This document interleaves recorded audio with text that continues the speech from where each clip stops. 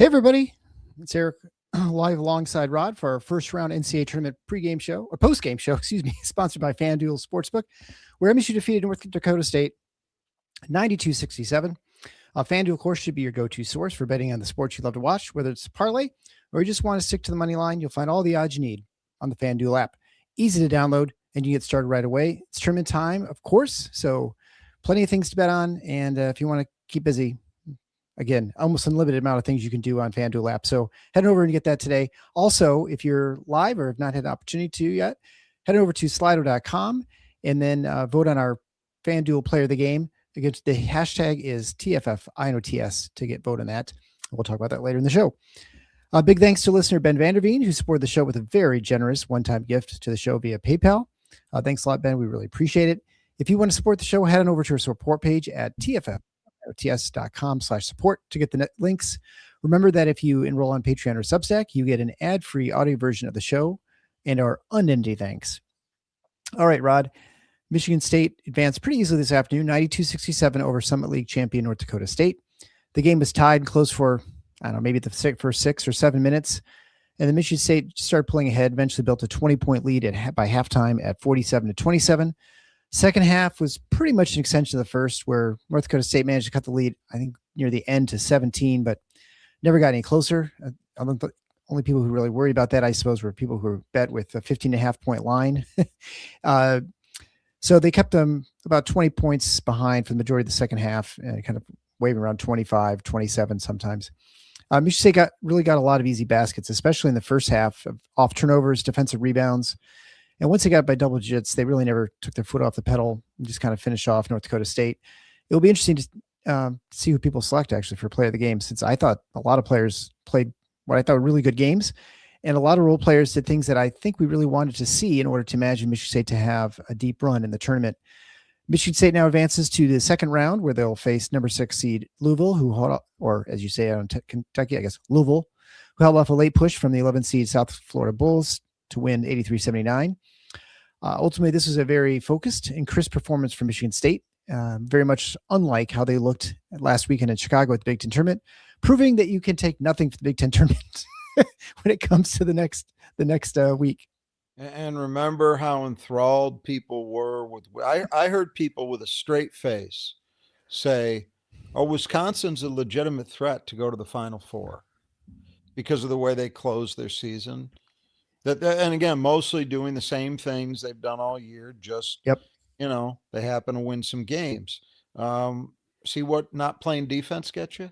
Yeah, they just got bounced for those not paying attention by High Point. There's no correlation ever.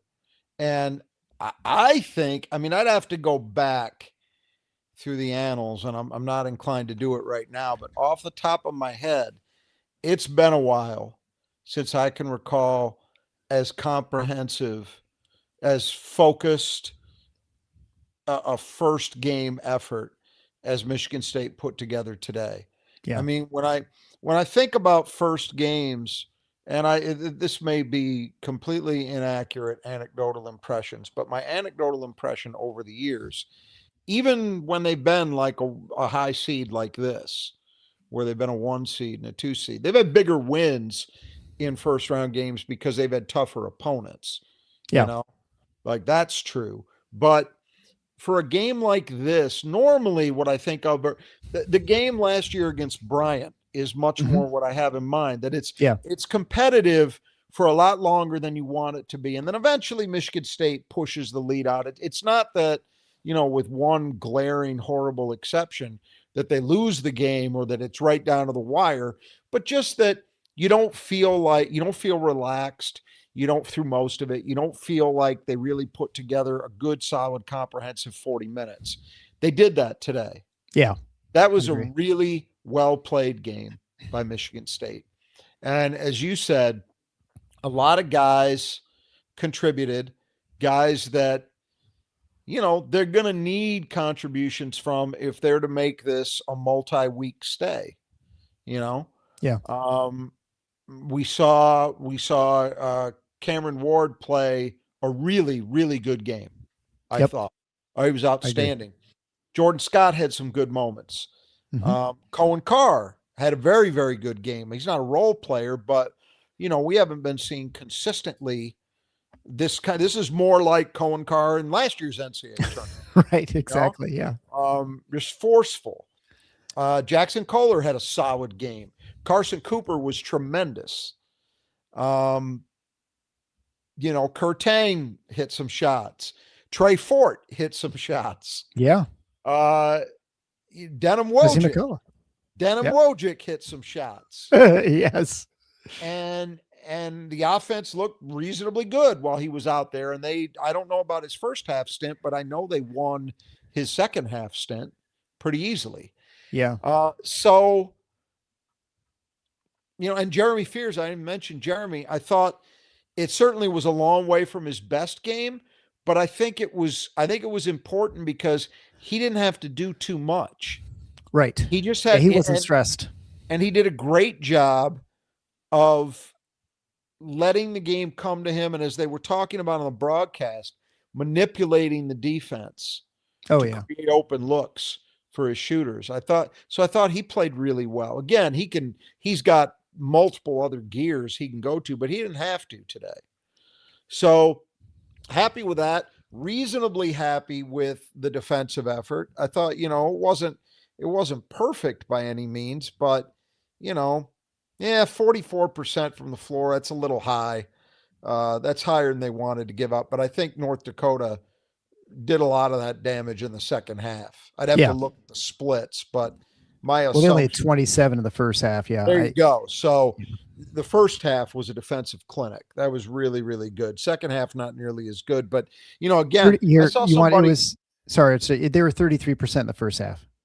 So significantly better in the second. Probably 55 in the second. Yeah. Which is not great, not what you want to see. But, at the same time, I saw somebody bitching on the Spartan Megboard right before we came on about the second half. I'm like, they won the second half by 5 points. They had to lead out to 28 at its largest. I mean, understand that there's a human nature element to this stuff when you're up 20 at the half. And I give them credit. The closest they got was 16. So there was never like a period where North Dakota State ever made remotely a run that made you think, well, maybe they're going to get back into this a la South Florida and make a game of it. Right. Exactly. Never happened.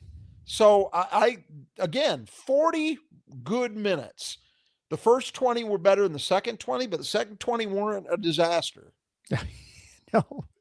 Somehow they won the half with the other team shooting 56% from the floor. What does that tell you? Yeah. William Eaton, 3907, I think has the best he said one word for this performance, poise. And I think that was it, really. Yeah, I think, 100%. I think you could have questioned it early, the very, very beginning of the game. Jeremy had that foul and just, it looked like maybe North Dakota State was going to kind of get under his skin or whatever. And then that was sort of the end of it. I think that was, then Michigan State just kind of calmly took control. Very underrated. And it got lost, of course, in the rest of the game because Michigan State just went and imposed its will and had a huge lead. But had Jeremy committed a second foul, well, you're talking about a very different narrative that would have emerged. So it was very important that he was able to play the way that he did. Did he pick up another foul in the game? Couldn't have been much more than one because, boy, he was never. Let me see what the old stat book says. He had one foul. Yeah, that was it. That was it. That was the only foul. He commits one foul like 3 minutes into the game. That's it. And I don't think it's because he was taking defensive possessions off. I mean, he played well. So that's a really important thing that will get lost in this game because of the way it evolved. But it absolutely mattered. And for the listener who said poised is a good word to describe the performance as a whole, I could not agree more. Everybody. I mean, it doesn't mean they played without making mistakes. I mean, even toward the end, there were a couple decisions. Carson Cooper's last shot and Jeremy Fears' last shot, I have no idea what that was. But, they were up 20 plus. So you could forgive a lot at that point. But by and large, Michigan State played a really together game. Now I want to ask, I'm sure you've probably looked at the stats, so this will be meaningless, but I'm going to do it anyway. Has Michigan State had a game this year with fewer offensive rebounds? Oh, I don't know that they have. maybe not. Look at how many they had. Well, I mean, I know because I wrote down. I was They had, shocked when I saw that number. And they were, I think, in the first half. I'm going to look at the splits, but I think they were mostly in the first half. Well, let me check. So for listeners, to suspend the suspense, they had 3 offensive rebounds in this game. 4. Okay, 1 team and 3 individual. Okay. Yeah, so they had 1, and they'd 1 in the second half and 3 in the first. And I feel they came early in the first half. 4 offensive rebounds and won the game the way that they did. That is remarkable. Now, granted, Michigan State shot the hell out of the ball. That was part of it. But still, it's shocking. Of course, how many offensive rebounds did North Dakota have? Is there a game they've given up fewer opponent offensive rebounds? I don't know. 4 for them as well. I don't think it's possible. Well, okay, 5 actually. Oh, do you have 5? 4 team, and 1 up. I'm still thinking that might well be a season low. 5 offensive rebounds. That's crazy. I didn't see what the percentage. The NCAA stats say 4, but whatever. Either way, it's like 14% offensive rebounding rate. That's our usual stat page is password protected now for NCAA tournament games, which makes it kind of annoying. So it's a little bit harder getting stats, but either way, I'm looking very impressive. I'm looking at CBS. Okay. So CBS had them with, but whatever, it doesn't matter. That's an incredibly, and keep in mind, this team was, I think, 77th in offensive rebounding rate, right, on the season. They're a good defensive rebounding team. We knew that, but no, they're not good. No, they were. Good I'm sorry. They were very good. They were like 17th. That's right. My bad. I was thinking of South Florida's profile. Yes, you're right. They were. Yeah. So maybe it's still shocking that Michigan State only had 4, but for Michigan State to just completely shut them down at the other end, we'll come back to that one. But anyway, I was so shocked by those numbers that I really had to get it out there. But overall, you got a lot to be happy about, and really, I think very, very little to be upset with. I mean, at times in the second half, what's the kid's name? Wheeler Thomas. Wheeler Thomas got his game going in the second half, and I didn't think Michigan State was quite as good in dribble contain as they were in the first half. But overall, and to be fair, we said it in the preview, I did not think this was a team that was really built to test them the way that we've seen them have issues in recent weeks, right? And you saw that in the game. I mean, they're not a team that's loaded with great off the dribble guys in their backcourt. Louisville, even with Brown out, is going to give them more of a test in that way. Sure. For sure. But all in all, not much to be upset about. It was one of the more comprehensive and calming NCAA tournament games certainly in recent years. It was a low stress game to watch because, we talked the Bryant game last year, like you mentioned right at the start, it was a 25-point margin at the end, but it was a few possessions up till 10 minutes left or something like that. I can't remember exactly when, but they wore them. It was clearly a game where Michigan State's depth, that strength in numbers thing really had an impact. They just wore Bryant down in the end. And this was not like that at all. And the great part about it is, for someone, which I'm sure almost all of our listeners would have to be by definition, for anybody who's a fan of the NCAA tournament in general, what is fantastic about this is Michigan State playing so early on the first day, the second set of games. Yeah. And so now you got all tonight and all of tomorrow when you can just enjoy it. Yes. And you don't have to sweat. Yes. That's one of the disadvantages if Michigan State happens to go out early. Like I remember the Middle Tennessee game being it was light out when they got beat. So it was either the first or second session and I think it was the Thursday, I think. It just ruined the whole thing. for me, and I would imagine for a lot of people. Like, it's just tough to care as much, whereas now you can really get into it. You can just let these games come fast and furious. We've already had some great ones. Hopefully we'll have more. And you get to enjoy it until Saturday, and we'll see what time they're playing. My assumption would be they'd be in the afternoon session on Saturday, but I believe they usually issue those things pretty quickly after the final buzzer of the last game tonight. Yeah, it'll be late. Yeah, we'll know early Friday morning, because I think the final games end Friday, I think. Right. Because they start at like 10 o'clock Eastern.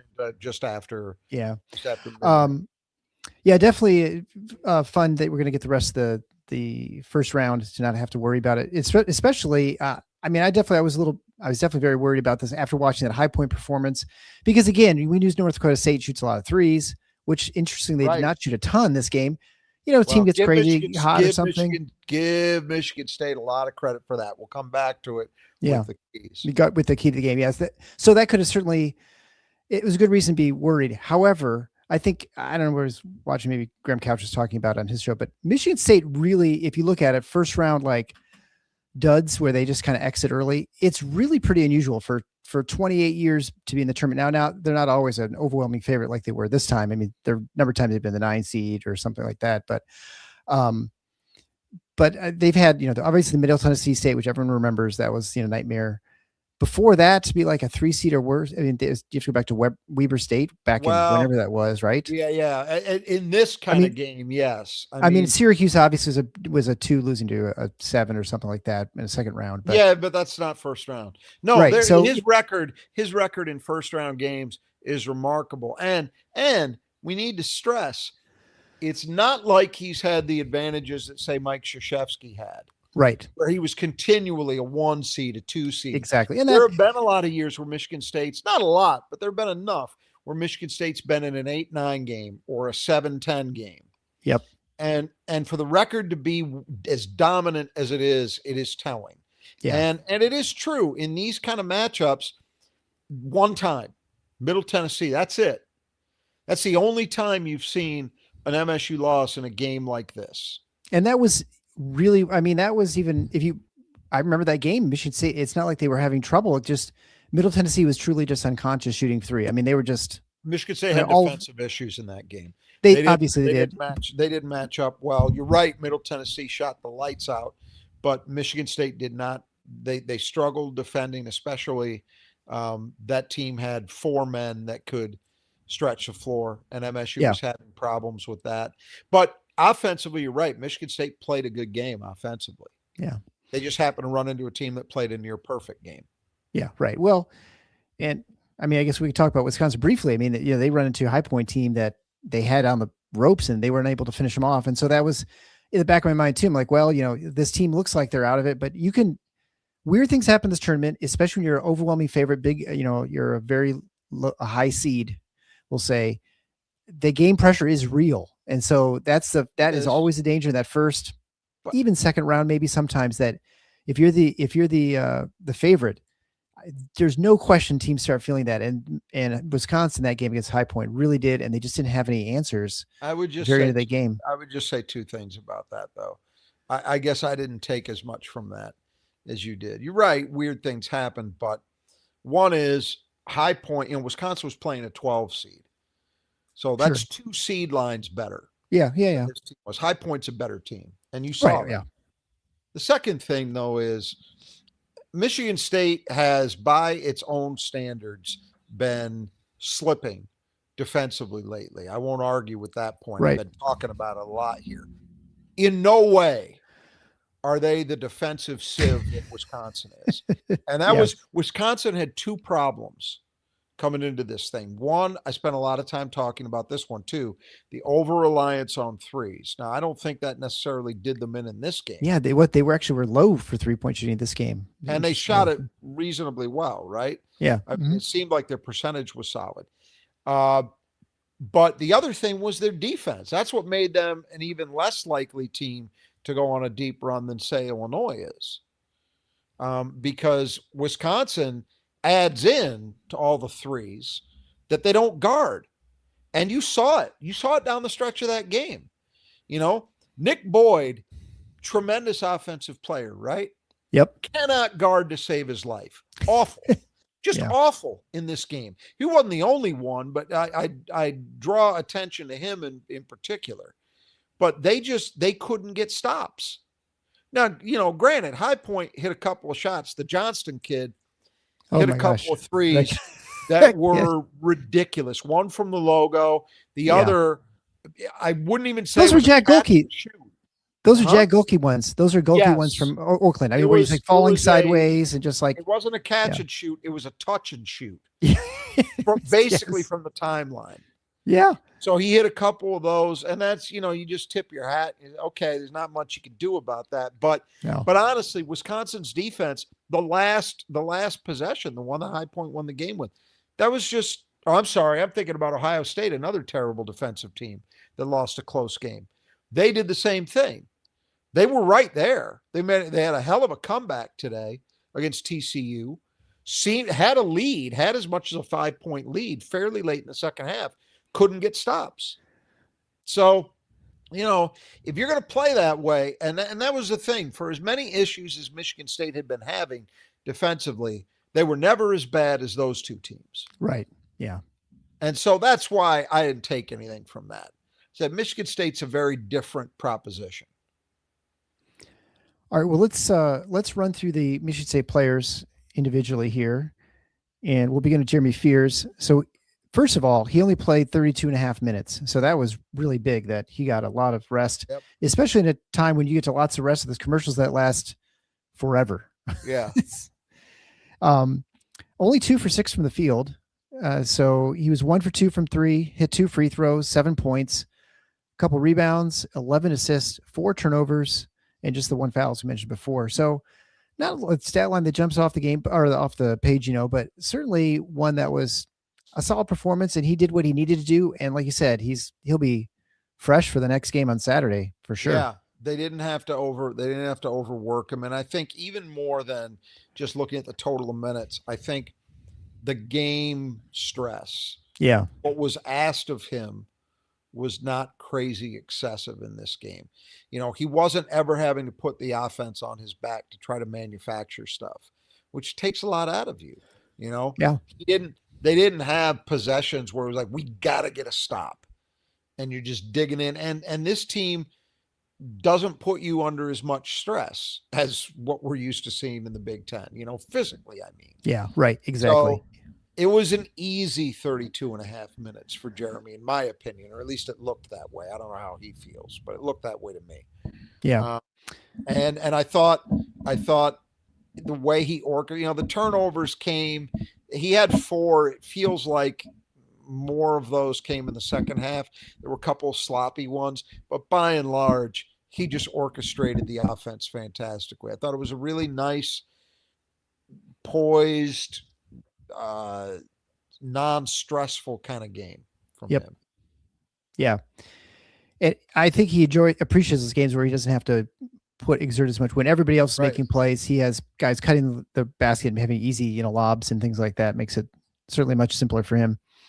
Then we get Carson Cooper. He only played a little under 30 minutes, 7 for 9 from the field, 6 for 6 from the line, 20 points, 10 rebounds, 3 assists, a turnover, a block.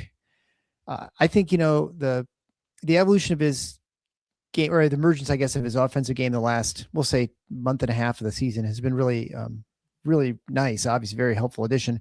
Also, him handling the double teams pretty easily. Now, he's a lot taller than the guys who are trying to double him with in, from North Dakota State. Yeah. However, he had some good finds out of the doubles, which was really nice. And then, of course, he had a great cross court one to Fears. To Jeremy. Yeah, right. Yeah. And super impressed, especially the free throw shooting too. How big is that he just, to be that reliable at the line. Here's the sad part is he should have been 9 for 9 or at least 8 for 8, because the one he missed at the rim, I don't know how he missed it. Oh yeah. It was a lay-in. I don't know why he didn't dunk it, but he tried to lay it in and it just kind of rimmed off. And then the last shot he missed, he just shouldn't have taken, because I don't know what that was. It was a weird push shot from about 8 feet, made no sense.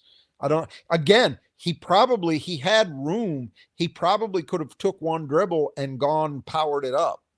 Yeah. And dunked it. I don't know why he took that shot. I saw Izzo say to him when there was a stoppage in play, he told him it was selfish. And, I think that rolls off his back, but it was not a good decision. Let's put it that way. But other than that, man, the Carson Cooper lob game, all of a sudden you get out of the Big Ten, it's back in session. Yeah. They tortured North Dakota State with that. Yeah. And he was great, finishing plays, running the floor, being active. Can't complain about 10 boards either. That's solid. Nope. I thought he did a good defensive job. Really good game for him. What you want from a senior. Yeah, exactly.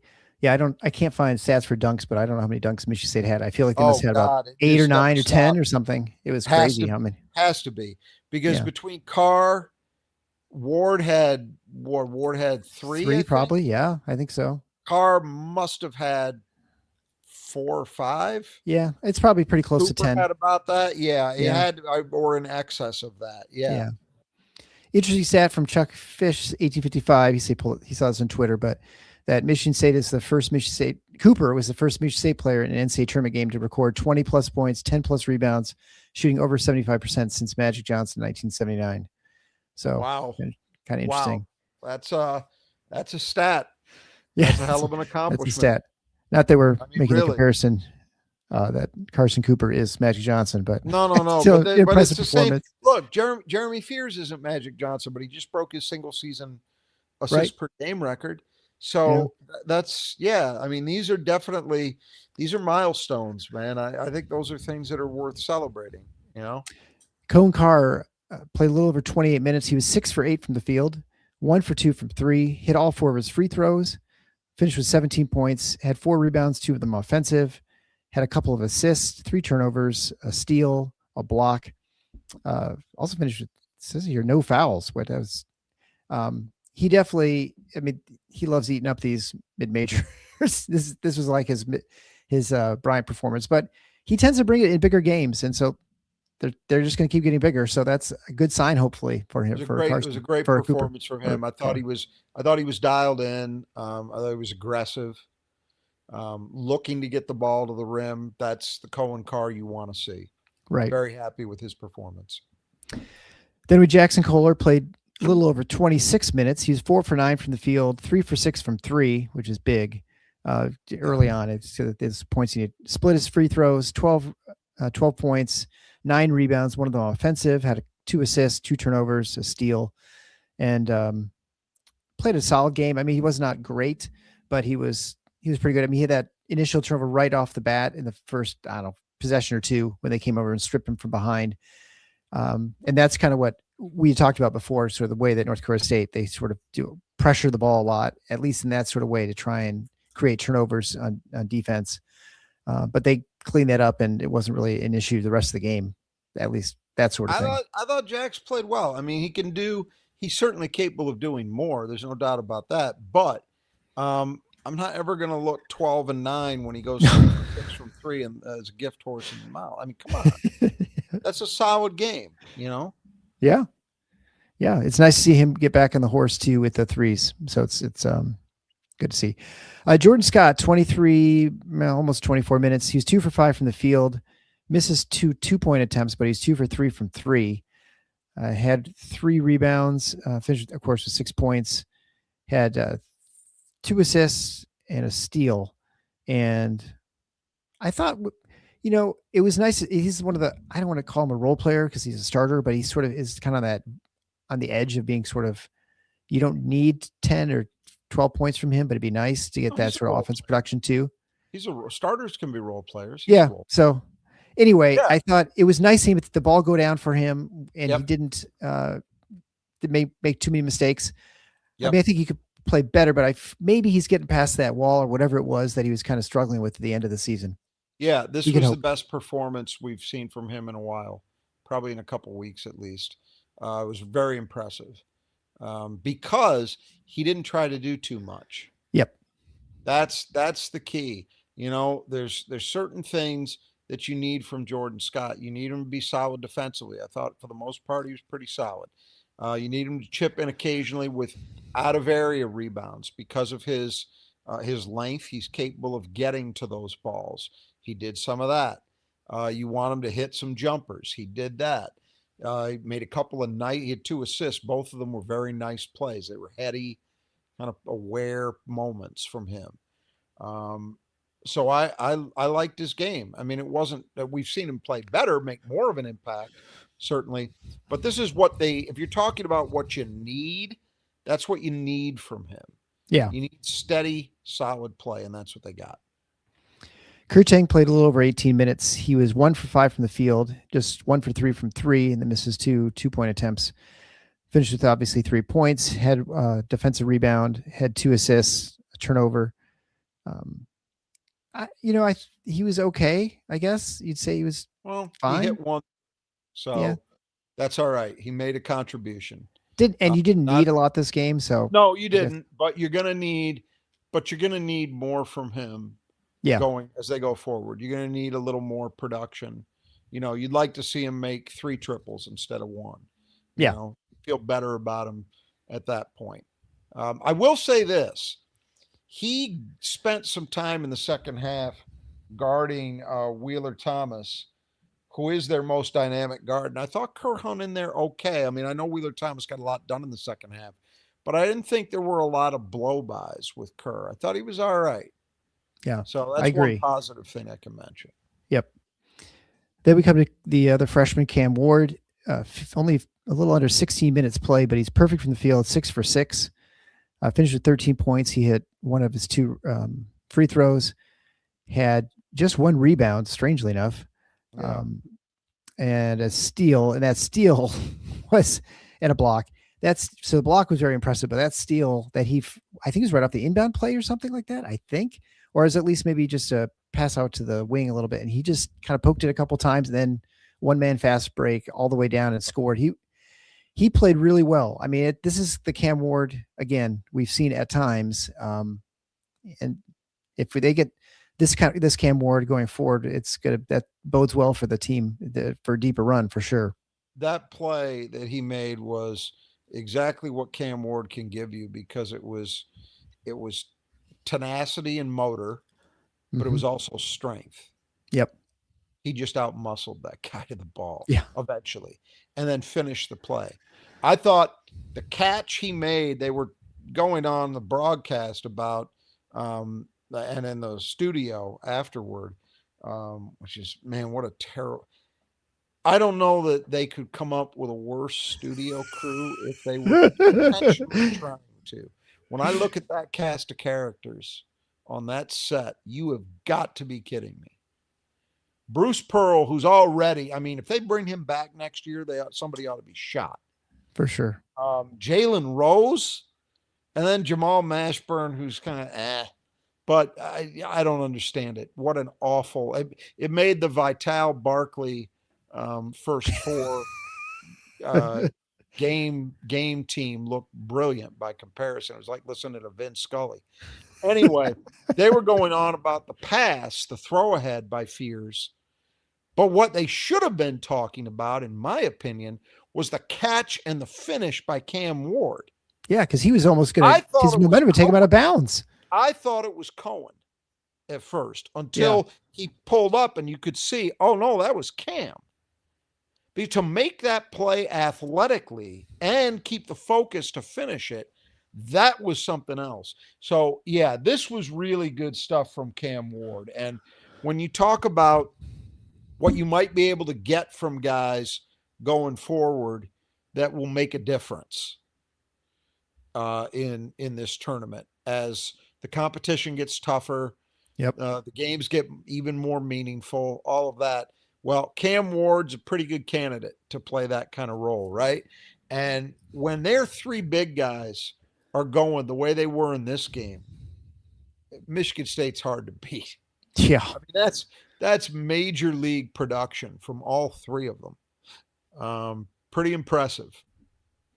Trey Fort played over 12 minutes in this game and came in early, even when the game, not the game was in doubt, but it was like, I don't But know, they 7 points, weren't working. 6 points. They weren't working with a 20-point margin. No, it was a couple possessions, and he came in, hit a big three. He was ended up 2 for 5, so 1 for 3 from 3. Hit both his free throws. One of them on, well, they're both and ones. One was on the 3-pointer. One was on I think a layup or something. Oh yeah, layup through traffic. It was an impressive strong score. layup. Yep. 7 points, 2 rebounds, 2 assists, a turnover, a steal, a block. I mean, he also made a great pick and pop play where he hit Kohler for a 3. Right. Out of an assist. Yeah. Pop. Right. Yeah. But that was the thing I was happiest about that he did all night, was that play. Because that shows, you can do more than occasionally just hit a jumper. Right. That's playing within Michigan State's thing and making a play for somebody else. Look, it was great. And if somehow we get to a point where, they're in a tight game here, and is it impossible now at this point that Trey Fort can step up and hit a big shot? No, because he seems to be, if I remember correctly, he did some good things against UCLA offensively. Yep. Mm-hmm. And he did some good things offensively tonight. So today, I should say. So, that's a nice positive development. I mean, I still look, when they're out there and the defensive group has he and Kerr together, I'm still holding my breath. But a good game from Trey Fort, no doubt about that. Yeah. Well, and I think they were playing a mid-major.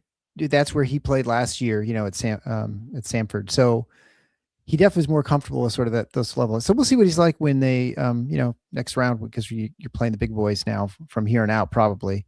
So, well, but he played at Mississippi State. He had, I don't buy in his case. It's not he just never made the transition to a higher level. He's played at high major level before. Oh no, I know. But like that play where he went the end one layup, I don't know that he makes that in the Big Ten. I'm just not sure. Maybe not. That's all I'm saying. Maybe not. Yeah.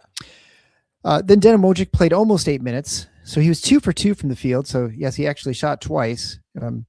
Thankfully not from 3, because I don't think he's been hit from 3. So finishes 4 points, had a rebound as well as 1 assist.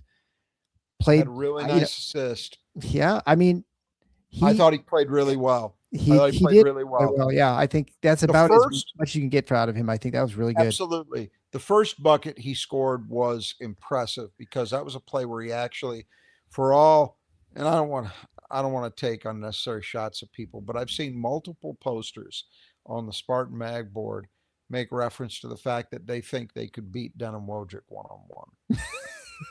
And unless I'm to be very surprised, and a poster is someone no older than their mid-20s and who played college basketball, that's not happening. Yeah. And Denim Wojcik showed you that first make he had. It's like, that was some real athleticism. Yeah. And it goes to show you that, sometimes there might be a little more horsepower in there than you give a player credit for. And that it's hard sometimes for certain guys to be able to show it because of the situations they're in, blah, blah, blah. Yeah, right. But I thought that was, for the most part, very happy with his minutes tonight. That second shot of his, the old school off the board. Yeah. I mean, you don't see that very often. You usually see teardrop for a swish, and he went off the board. It was great. I think it'll be interesting to see how the Louisville game evolves. If we see the same kind of approach, or if Michigan State tilts a little heavier toward Jeremy. I would tend to think that.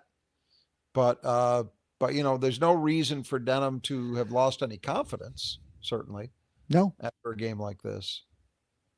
Yeah, and this is also a game where you wonder if he was a little bit more successful, again, because of the level of athletes he's playing against versus, Big Ten. Sure. So totally reasonable thought that, hey, from here on out, you're back to, probably Big Ten caliber athletes, and it becomes a different story. That's totally fair, but I'm going to evaluate them as they come. And for tonight, I agree. He played well.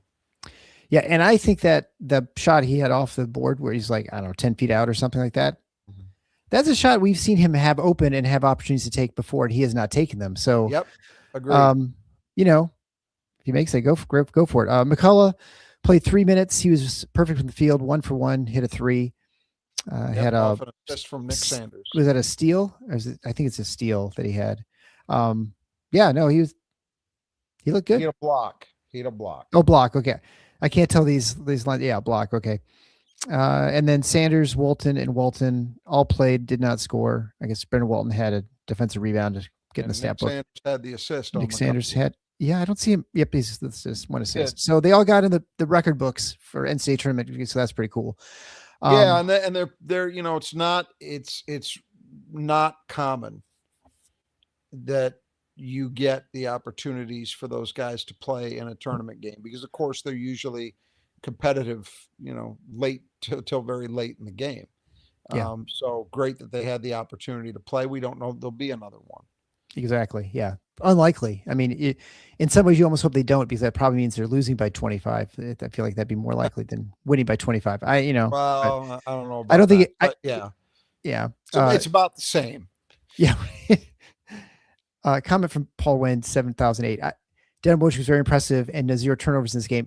I'll say this, we're not pretending Denham Wojcik is some amazing player at this level, but he does not really turn. I mean, he doesn't turn the ball over. He's not really that much. I mean, he's had some, but I can think maybe a handful. And for as few minutes as he plays, he played the whole game. He played 8 minutes today and didn't have any. So, yeah, I mean, I think people are too hard on him offensively. And to your point, it's just the defensive end. That's where it's the defensive end. That's just talking about this all year. Yeah. Offense is not the issue with him. Never has been. Yeah. It's been the defensive end that you had to worry about. Now, in a game like this team wasn't as equipped to take advantage of that. That changes starting on Saturday. Right. But offense, no, I don't worry about that. Yeah. The offense feels the same. I mean, yeah, he's not shooting a ton. Only difference, the difference, and it's a significant one, let's not kid ourselves, is that, as you mentioned, he had that shot that went off the glass today, and that, you said, well, he's had that shot often and he doesn't take it. Well, see, teams can't do that when Jeremy Fears is out there, because Jeremy Fears will make that shot. That's a big difference. But in terms of how the offense functions, he is able to turn the corner on people. He's able to get into the lane, and that does create opportunities, because defenses do at least sometimes react to that, which creates opportunities to hit an open shooter. And he has done that. The offense has not been a problem. It's a defensive end. Yeah. And I mean, even if you'd say, well, he doesn't shoot, well, that's not untrue. But even when he's penetrating, I mean, the fact that he's penetrating is going to cause distortions, and you have to guard him, because one thing, you don't want him to get inside the lane and have inside out opportunities to pass out to other shooters. He had a great play, shot clock running out, and he penetrated enough to force a defender to come off of Jordan Scott enough to create an opportunity for him to kick to Jordan for a wide open 3, which he hit. That was a play that Denham made that is very much like a play Jeremy Fears would make. It's like what Michigan State does, which is the point. For those who have wanted, just one last time, for those who have wanted to see Michigan State do something else, say, try Jordan Scott at the point, which they've done for a couple of awful brief moments on 2 occasions this year. It did not work at all. But the reason they don't do it, I absolutely believe, is with Denham Wojcik, you can continue to play offensively the same way that they play every other minute of the game. And that's what they want to do. They don't want to say, for a minute and 45 seconds, we're going to become a walk it up team that tries to do something else offensively than we do normally. They don't want to do that. And I can understand it. I'm not, I've never been thrilled with the circumstance, but ever since early February, it's where they're at. And offensively, I'm not bothered. It's the other end I get frustrated. But there's nothing you can do. It was impressive that he was out there with Trey Fort. And it went to the obvious Yeah, I don't know that I want. I don't know that I want to see that against Louisville. Well, and that may be an example of the fact they're playing North Dakota State versus a high major team. It might. I don't know. All right, so of course it is spring. I think it's spring. I don't know. I keep saying this, but we're getting close to April, and yet we've not had the showers. We have the cold. We had some ice on the roads yesterday. Anyway, make sure you head over to the rest. Here tomorrow. Oh, good. That's good. I suppose we'll have warm weather too. I can't wait. Actually, there's a certain point when I hit March where I'm just fine with the snow being gone, and just because I don't want to go cross country skiing or do anything else anymore. So I've definitely hit that point by mid-March. So that means that when you got the snow melting or whether you got the rain falling, make sure your gutters are operating properly. Contact the Brothers Just Do Gutters, whether you're on the east or the west side of the state. They will take care of things. The downspouts, they'll clean up the leaves. They'll put the leaf guards on. Whatever you need done, they will do it, and they just do gutters. They're not going to try and sell you windows or something else. They're just going to clean up the gutters and get those working for you, whether it's your homey business, wherever it might be. If it's got gutters, they can take care of it. So contact the brothers today. Don't forget, you get 10% off simply by mentioning Final Four when you get your estimate over at and you can do that, of course, at our support page at tffinots.com/support. Contact the brothers today. They'll take care of you. And of course, they sponsor the player Michigan State needs to keep in the gutter, which was Damari Wheeler-Thomas, who had zeros in the first half. In the second half, like you mentioned, he did get going. He ended up with 16 points. He's 5-11 for the field, 2 for 6 from 3, 4 for 4 from the line, had 3 rebounds, 2 assists, 2 turnovers, no steals, no blocks. I mean, he definitely didn't hurt them badly. I mean, I guess if things had turned out differently in the second half, you might have said it was because of him, but he would have to score another 15 points to make this game interesting in the second half. Yeah, despite the final totals, I'm okay with the job Michigan State did. He played better in the second half, and they found some ways to get him loose. But for 20 minutes, Michigan State shut him out. And given what the score was at halftime, that's job done. Right. As I see. And of course, if you need the right job one done, you make sure you contact the Squeegee Squad of Grand Rapids. Those guys will clean your windows, and it is spring. It's time to get your house cleaned, whatever it might be. They can power wash. You get 15% off simply by mentioning Final Four, of course. And when you get your estimate, head over to your support page at the Final Four on the schedule.com/support. There you can get a hold of Troy and his team. If you're anywhere within a reasonable distance of Grand Rapids, they can take care of your house and take care of those windows. Maybe it's your business. You got to make sure you have good windows. If you got a business, you don't want to look all grimy. No one's going to come in and buy anything. So make sure you contact those guys. You can set up a schedule. They can come out once, twice a year and make sure things stay nice and sparkly clean. Again, 10% or 15% off by mentioning Final Four at the support page. So who cleans glass best? We're now in exhibition season at this point. And just like the regular season, you're up 1-0. You had Kohler and you had Cooper and Carr. You had Cooper and Carr, and they had Cooper had 10 rebounds and Carr had 4.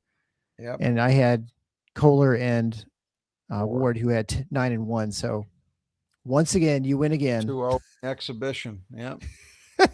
Well, yeah. Oh, Squeegee Squad and I have you have an understanding somehow. Metaphysical connection, I think. It is that we have an understanding, and it leads me to the right answers. Yes. Well, it's not luck. I assure you, listeners, it's not luck. Not chance that every time I have Jack Kohler, he has a little bit off game compared to Cooper. Right. It's all strategy. JJ McKay up at, he's our friend up in Houghton. He said he has 10-foot snowbanks. I was going to say, is he able to get out of his house? He's like, I can't wait for spring in May or June. And wondering if they shovel roofs. I'm pretty sure the Squeegee Squad of Grand Rapids does not go across the bridge. And I think the bridge has been closed for a while. I think they had such high winds for a while there. It was. Yeah, that would make sense. Yeah. Rough. God bless you, man. That's keeping the economy running in the UP. Good for you. And he's in the Keweenaw, is that right? I think Keweenaw. Yeah, I think he's up right on that peninsula with 4 other people. Someday I would like to make it up that way. I haven't done it yet. He said it's like living in tunnels when you go anywhere. I've actually watched YouTube videos on the Keweenaw Peninsula, like traveling around it. Yeah. And I do kind of have it as a vague kind of goal, but not at this time of year. I can assure you of that. No. I'll wait till it's warm. One summer we went to the Porcupine Mountains, which I don't know if you've been there, and then we went to Tequama Falls and kind of the UP sort of thing. And Porcupine Mountains are beautiful. It's really great. We're camping there. The problem was we were coming back from Yellowstone, which is kind of like going from Disneyland, and then you go to. We had to go we should have gone the other direction and started the Porcupines. I think we'd appreciate more, but it is really pretty. It's beautiful. The UP is great. If anybody here listening, I'm sure there are some of you that have not been to Yellowstone. And I say this as someone who I didn't get dragged kicking and screaming into it, but it wasn't my idea. And I wasn't particularly enthused about it. It was just kind of, okay, fine. And could not have been more wrong. That is something that you need to do as a destination once in your life. I really do. I agree. Because it is my favorite place in the country that I've ever been to. Because it's just so many hikes and unique things you can see there.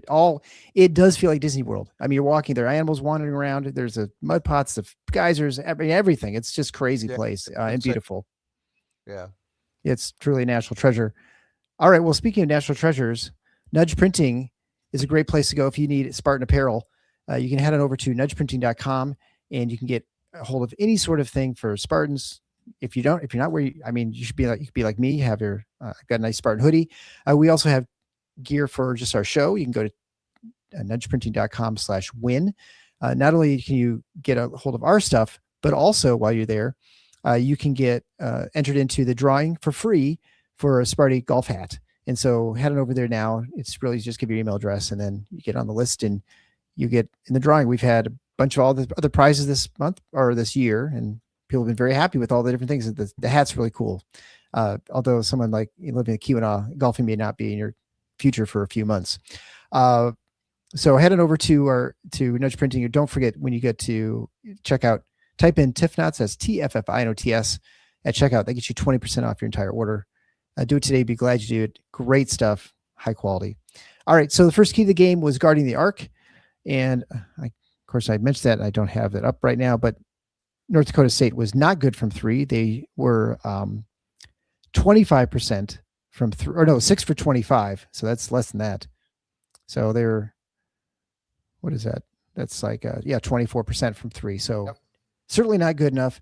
And actually from a volume standpoint, I think from what I was anticipating, that's kind of what they shoot the year, like 23 to 25, I guess. But I thought this might be the sort of game where they have a few more because you almost have to hit some against a team that's going to be more physical and dominating, but it just didn't work out. From Michigan State didn't really give me opportunities to, I think, this game. No. And I think that Michigan State did generally an outstanding job at limiting good looks. It was really encouraging to see that. And again, I'm not going to sit here and pretend that that this team is Wisconsin or UCLA with Dent or any of those things. Okay, we all understand that, but they are a team that has been able to generate a lot of threes and they've shot them well over the course of the season. So they're actually their attempts is probably not terribly far off their average because they were only 121st in 3-point rate. Right. So that's about right. 25, 26, somewhere in there would be what you'd expect. But the conversion rate, this was a 36% shooting team. Right. Yeah. Hold them to 24, you've done a job. I just thought Michigan State defensively played it really, really well. And when they did that, the path to North Dakota State making this a game, never mind winning it, had to go through heavy 3-point production. It just had to. Or lots of back, or maybe back cuts that are always working, or something like that. I felt like, but even that would be part of it too, because you'd have the defense would be overreacting. Right. Yeah. Right. Exactly. So Michigan State did not make. I mean, they hit a couple, but Michigan State was generally speaking not overly vulnerable to back cuts. I thought they did a pretty good job with that and balancing that with being able to challenge 3-point shooters. So really, really happy with the job. And as I was saying, there was no path to North Dakota State making this a game without them just being crazy from three. Right. Like they really needed to have like the high point equation, to be some guy getting blistering hot and something crazy. Yeah. And when Michigan State shut that down, that was game over. Because at that point, Michigan State's physicality and their athleticism enters the equation. And the North Dakota State can't compete with that. The only way a team like North Dakota State can compete with a team like MSU is if they're really getting it done from three. Yeah. You know, that's the equalizer in these kind of matchups. And Michigan State never allowed that to get rolling. All right, the second key to the game is the boards. So Michigan State won the rebounding. They are 35-23 edge overall. Both teams we mentioned before for offensive rebounds. Michigan State for a 17% offensive rebounding rate, and North Dakota State for a 14% offensive rebounding rate. Michigan State had 6 second chance points. North Dakota State had 0. So, you know, if you hear that, if that was the only stat you knew, you might think, oh, they might have been in a little bit of trouble. But of course, it didn't really make much of a difference. They won it, but barely, and it didn't really matter. Well, they won the game easily, is what I'm saying. Yeah, but right. Yeah, but they won the rebound. Right. It didn't matter because they won the game so easily. Other things contributed to that. Yeah, a little bit disappointing, I would say, on the offensive rebounding, not on the defensive rebounding. That was outstanding. Although I do think North Dakota State probably went a little less aggressively than they normally do. Sure. To the offensive boards, because they were, as we talked about in the preview, they were concerned about Michigan State's transition game, and rightly so. Yeah, that was a little bit disappointing from the MSU perspective, but you know, when you win by 25, you'll live with it. All right. So related to the rebounding, is it just me, or is the ball like flying off the rims? Like, I've never seen rebounds. Have you seen some of the footage of people dribbling the ball? And it's insane. Like, I've never seen the ball bounce. Like, it just seems like there were long rebounds off the back iron. Just goes a mile. Yeah. I don't know. Look, I understand that there's money involved, as seems to always be the answer with these weird things that don't make much sense, but I don't understand it. I really don't. Is it the ball? Are they inflating it is more? The ball. No, it's the ball. You haven't seen people dribbling it? I've seen footage of people dribbling the ball before games, like during practices, open practices, like yesterday. And you'll have somebody bounce the ball and it will go up like 12 feet, 13 feet. Yeah. I think they're Wilsons, if I remember correctly. I think that's what they're playing with. And this has been noted in years past that they seem to be a lot bouncier. Yeah. Than balls that mostly get used. You know, again, this used to be a story, Wisconsin, and I'm not sure whether they're still doing it. I can't for the life of me remember which was which, but for years, they used a different ball than everybody else in the league for their home games. And so people would bitch about it occasionally because it's not a nothing. I mean, maybe somebody out there thinks it's no big deal, but trust me, it matters. Sure. So all these things matter. I mean, I could still remember being in high school, and the first time I played at Hazlitt High School, Hazlitt had, I think they call it a composite floor, which it wasn't wood. Okay. It felt like rubber. And I believe it's the same court that they used to have at Jenison. And going out there as a freshman for the first time, never having played on a surface like that, and you're in warm-ups and you're bouncing the ball, you're dribbling, and it's coming off the floor strangely. That stuff matters. Yeah. So did it have an impact on the rebound? I don't know. It was the same for both teams, you know, but yeah. But that is an advantage to smaller teams because you just have longer caroms. The ball has been a talking point. I can just say that. So already in the tournament. Yeah. And you just, again, you look at it and you think we can't somehow get this shit streamlined and not go with a freak show thing. Why? Yeah.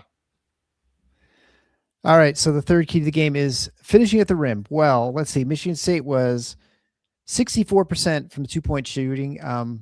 Because I think they had, like we said, like 10, 11 dunks. There were a couple bunnies, like you mentioned, that one Carson Cooper one, that one at the very end, that Kohler missed that was like, I don't know, 6 inches from, I'm not sure how he didn't score that either. But for the most part, they were pretty good from 2. I mean, Much they didn't have. better. I think I can only remember one jumper really from 2. Carson Cooper had one late. Maybe there's one or two other ones. Spears had one. Yeah, that's right. Spears had one. I think that Michigan State did the job they needed to do.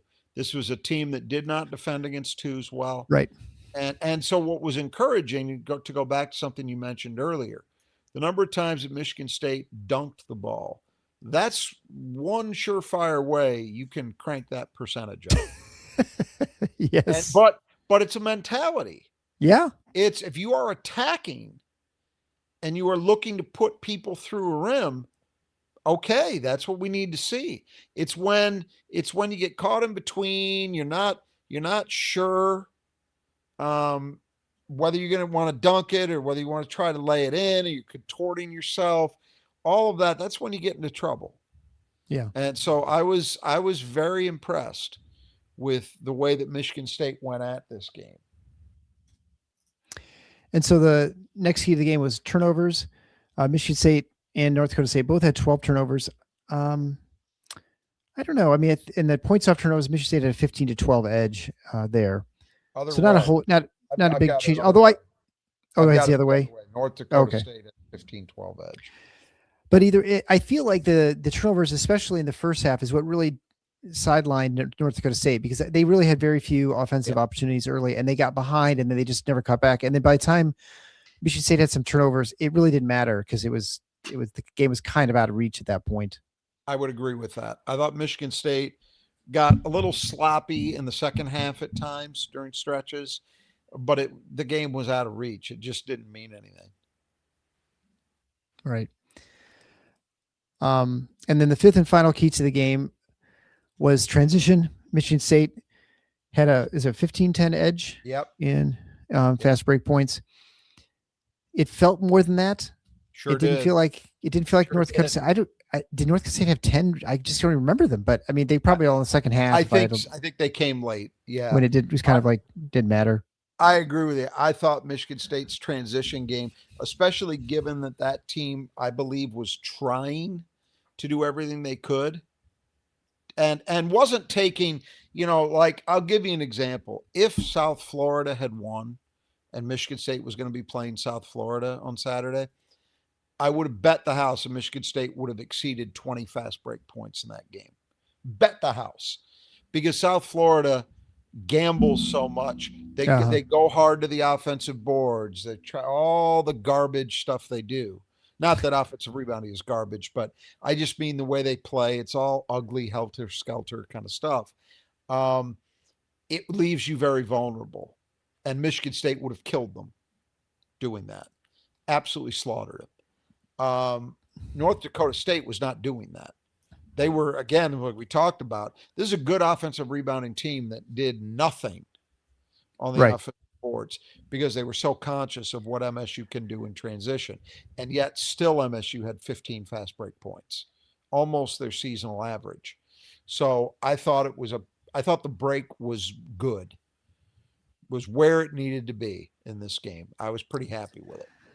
There were probably, if we were to go back and watch, and I bet there were a lot of those secondary break points where they sort of almost set up in defense and they get a rim run or something like that. Cause I feel like they got a lot, like way more done than 15 points. But again, most of the time this year, I felt like, as opposed to other years, I felt as if there was a pretty good correlation between what we were seeing in the fast break points they were credited with and how it felt. This one, I would agree with you. It felt like more than that. Yeah. Well, if you feel like you should be winning more than you are, head on over to Fanduel. Make sure you get involved, and you get Fanduel Player of the Game. Fanduel, of course, is a place you get all your bets for the NCAA tournament in Michigan State. Michigan State easily covered, which was, I said it was like 15.5 points. Yep. Although I got to imagine there are a bunch of people who were very nervous with about 2 minutes when it got down to 17 points. They're one bucket away from going the other way, which is, your team wins easily, but you have to really get that extra. So for the Fanduel Play of the Game, we had a tie between Jeremy Fears and Carson Cooper. I kind of think I would give it to Carson Cooper personally. I would too. I thought he was I thought Jeremy solid every well. way. Yeah, he did. I thought Jeremy played well, But yeah, I would 20-10. I can't look past that.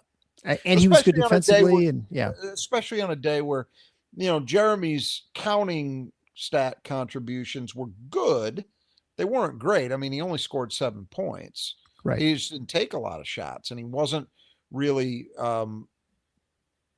pressing the issue to get himself to the line either, the way we normally see. So, I think you got to give it to Cooper. And so as we wrap things up, so one thing, are you getting invaded by box elder bugs? I've got like 1 million in my house. No. I've never seen so many box elder bugs. I don't know if anyone else has this problem. I think that's is that a West Michigan thing? Yeah, because my parents, who are not as far west as you are, more in the capital city area, in the Lansing area, they've had them for several years. I would say maybe more than a decade. And I have heard stories about already this spring, people getting them, but no, knock on wood, I have never seen one here.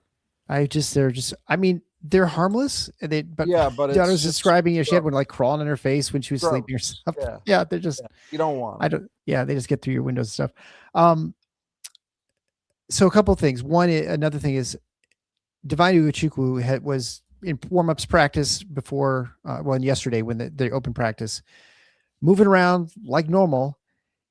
I think there's talk that he potentially could come back as if like when they get to next weekend or the weekend after. Do you think that's even from who? I want to say I heard it from, I want to say Solari was talking about that, but really, but I don't know be something. Here's what I heard. I heard he had the boot off, but then when he comes back off the floor, he puts it back on. Oh, okay. So does that? Doesn't sound like someone's going to be playing basketball, like running around and shooting and stuff is one thing than a cut and do all those things you got to do. I mean, maybe I would love to be wrong. For one thing, it would mean Michigan State is moving deeper into this thing, but no, I'm not remotely counting on that. And that's the thing. Even if he was health-wise, even if he was in that position, he's been off for more than a month. I don't even know I don't know how helpful he'd be. He's a guard. I mean, if he was if it was a Matt Trannon kind of situation, okay, maybe you could do that, but he's a finesse player. You can't do that. So no, I put zero stock in that. Yeah, that's my thought too. As Danny White said, he looked good on shoot around, but yeah, he had his boot on during the game today. So